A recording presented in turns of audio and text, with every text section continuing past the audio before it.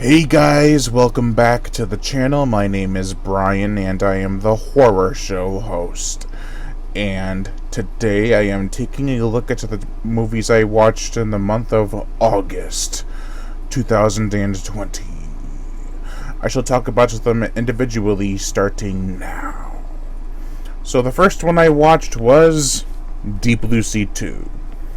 Now, I watched this, I believe, one other time recently, maybe, yeah. And, it still doesn't hold up that well. I liked it more when it first came out, but watching it again, you can notice the problems with it. They're very clear. It is definitely not the worst shark movie out there, far from it, but I think it needed a few rewrites on the script and a little bit more time for the visual effects and performances. The second movie I watched was Deep Blue Sea 3. Twice, actually.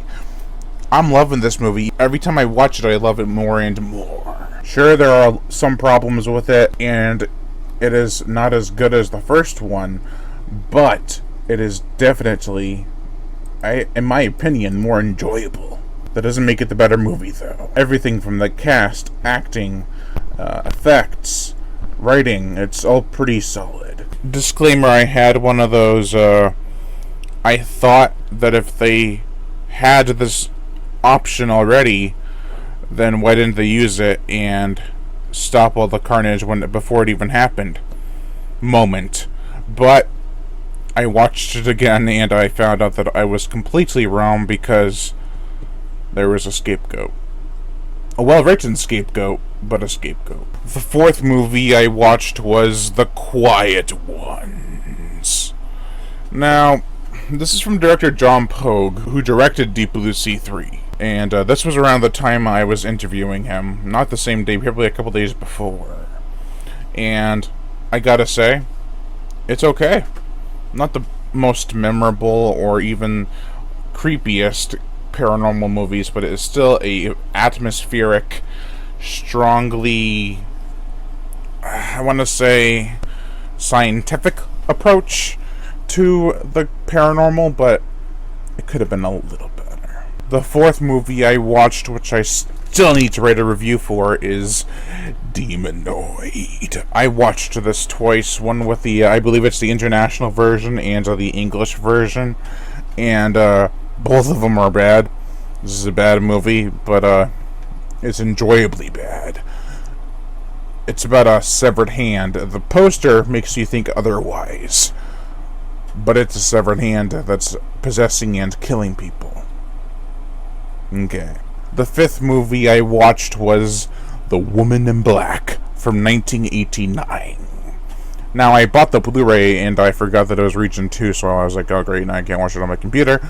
But I watched it with my brother, actually, and it kind of bored him. He's not into the 80s ghost movies, but this is a really well done chiller.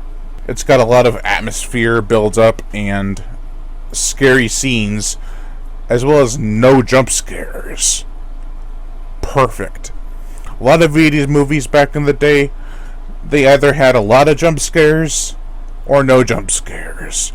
This is one of the ones that had no jump scares, so props. The sixth movie I watched was The Evil Dead, the original. This is one of my favorite 80s movies and actually my favorite of the franchise, next to the remake and part 2. If you don't count the TV show, but if you do, it's probably up there in the top 4. The Evil Dead is a classic. It's beyond cult. It's well known now. I mean, it's not the most known movie out of all the horror movies, like, say, Halloween, but it is still a strong contender for one of the best, cheap, low-budget, gritty horror movies of the 1980s. The seventh movie I watched was Pumpkinhead, the Occult classic. It's okay. It's not the best movie in the 80s. It's missing. It doesn't have enough gore in certain areas. The acting is kind of hokey, and yeah, it's enjoyable though. It's got great effects and atmosphere, so props. The eighth movie I watched was Pumpkinhead 2, Blood Wings. This is a subpar sequel that a lot of people seem to like because, you know, they grew up with it. I actually grew up with it, and I watch it now with more scrutiny, and I feel that it's just a lesser version of the first one with a whole new story that makes it a standalone. That's a problem in your movie series if you're only on number 2 and you're like, let's change it up a bit. The 9th movie I watched was Pumpkinhead Ashes to Ashes. About as bad as Pumpkinhead 2. For different reasons, though, because this one actually does follow the first one, and it has the same kind of reasoning and specifics for the summoning, so I think it's okay. It's very poorly done, okay, but it's better than Pumpkinhead 2. The 10th movie I watched was Pumpkinhead 4 Blood Feud. Probably the best sequel, in my opinion at least. It could have been better in certain areas, but I think it amped up a lot of things.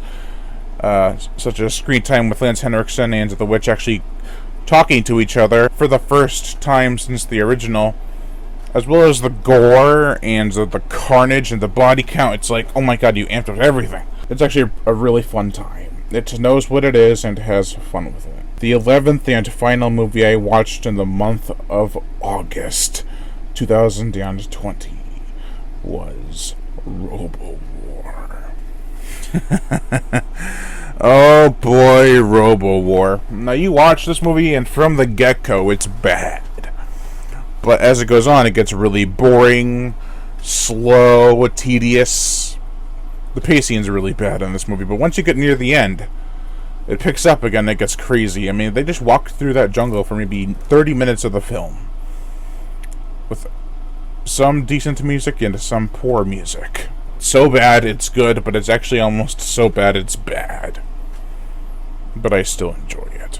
So those are the 11 movies I watched in the month of August 2020. Let me know if you've seen these movies and what you thought of them in the comment section below. Thank you all for watching, and I am Brian Gatto, the horror show host. Make sure to like, comment on, as well as share this video.